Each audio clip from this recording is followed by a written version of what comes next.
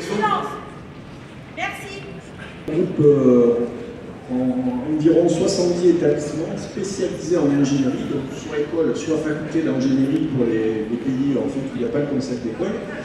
Et en fait, dans ce réseau, on fait plusieurs types d'actions, de la mobilité bien sûr, pour permettre aux étudiants de poursuivre leurs études dans divers pays, mais également aussi des promotions sur la qualité des formations d'ingénieurs. Donc on a par exemple des actions sur l'accréditation des diplômes d'ingénieurs, et sur aussi la qualité des stages. Donc une dimension importante du métier d'ingénieur, c'est de faire des stages dans l'entreprise, et il faut qu'une certaine qualité soit associée à ces stages.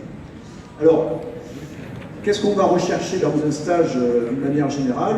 C'est surtout, de notre point de vue, l'acquisition de compétences personnelles, professionnelles, et puis la mise en œuvre de tous les acquis que vous avez, surtout académiques, que vous avez acquis durant votre formation et qu'il faut décliner au service de l'entreprise pour faire avancer celle-ci.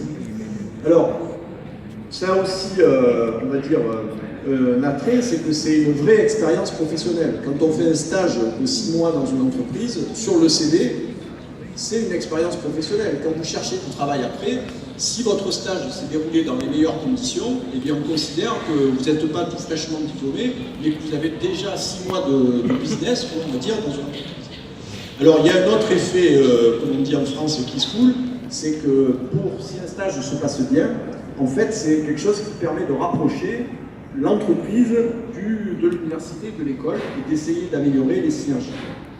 Alors, je passe vite sur ça, mais bon, vous savez tous, alors peut-être nous, ce qu'on propose à la MUI, c'est 3 stages en fait. Un cycle d'ingénieur, c'est 3 années.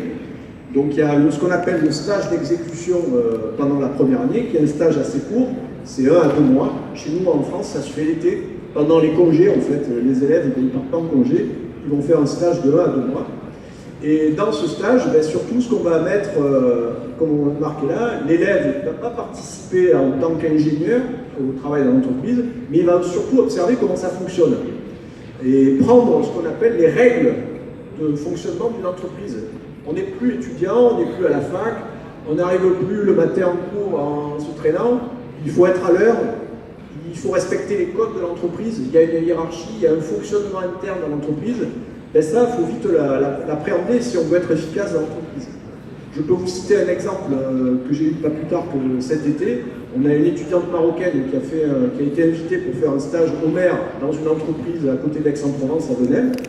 Elle a démarré son stage pendant 1 mois à peu près, et puis d'un coup, je reçois un coup de fil du tuteur de stage qui me dit « J'ai plus de nouvelles de l'étudiante, elle a disparu, je ne sais pas où elle est passée, on n'arrive pas à la joindre sur son téléphone, elle ne répond pas. Ça fait 3 jours qu'elle n'est pas là. » Alors, vite, on s'affole, on appelle l'étudiante, on essaye de la joindre, impossible de la joindre. Donc, il a fallu que je passe par des étudiants, collègues avec cette étudiante qui, par Facebook, sont arrivés à prendre contact avec elle. Et bien, elle était fatiguée. Elle avait mal à la tête, donc elle ne pouvait pas aller travailler. Alors, être malade, c'est pas un problème, mais le moindre des choses, c'est de prévenir l'entreprise. J'ai un souci, je ne peux pas venir, ne comptez pas sur moi, mes collaborateurs, les réunions qui sont prévues aujourd'hui, il va falloir faire sans moi.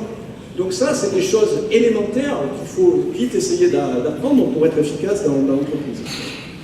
Alors, donc ça, c'est le premier stage, qui est le stage, on va dire, d'exécution. Et puis après, on a 2 stages. Alors, je passe sur le stage de 10e année, mais c'est surtout le stage de 3e année qui est le stage important, parce que c'est là, en fait, où vous êtes en position de vraiment travailler dans une entreprise, comme vous travaillerez plus tard, comme un ingénieur. Donc, dans ce stage, on va vous demander d'exécuter réellement une mission d'ingénieur, et puis de travailler. Alors, la mission, elle doit être identifiée à l'avance, c'est-à-dire que quand vous rédigez votre contrat de stage, ça doit être clairement précisé ce que vous devez faire pendant le stage. Et puis, voilà, vous devez acquérir de l'autonomie, de la confiance en vos capacités, etc. Alors, tout ça, ça ne peut se faire, je passe là-dessus, ça ne peut se faire que si, en fait, le stage est correctement encadré, suivi. Donc, un stage normal, c'est un stage dans lequel vous devez avoir un tuteur académique, qui est un tuteur au sein de votre école d'ingénieur, qui va vous suivre, qui va vous aider à vérifier que le stage est correct, que vous n'allez pas faire des photocopies pendant 6 mois, mais que vous allez réellement travailler sur un sujet donné. Et donc, le tuteur académique, il peut se mettre en relation aussi avec le tuteur en entreprise pour justement bien redéfinir la mission. La mission, ça ne doit pas être n'importe quoi, ça doit réellement être un travail. Et puis, il y a bien sûr le tuteur entreprise qui, lui, doit s'assurer que tout se passe correctement, que vous, justement, vous êtes bien intégré dans l'équipe sur laquelle vous travaillez, que votre travail se déroule correctement, vous avez les moyens de le faire, etc. Alors, tout ça, ça doit participer à l'évaluation du stage. Et l'évaluation du stage, elle doit se faire en fait par à la fois l'entreprise, donc qui doit renvoyer une note de stage, une note qui est donnée par le tuteur académique, et généralement qui est composée de deux parties.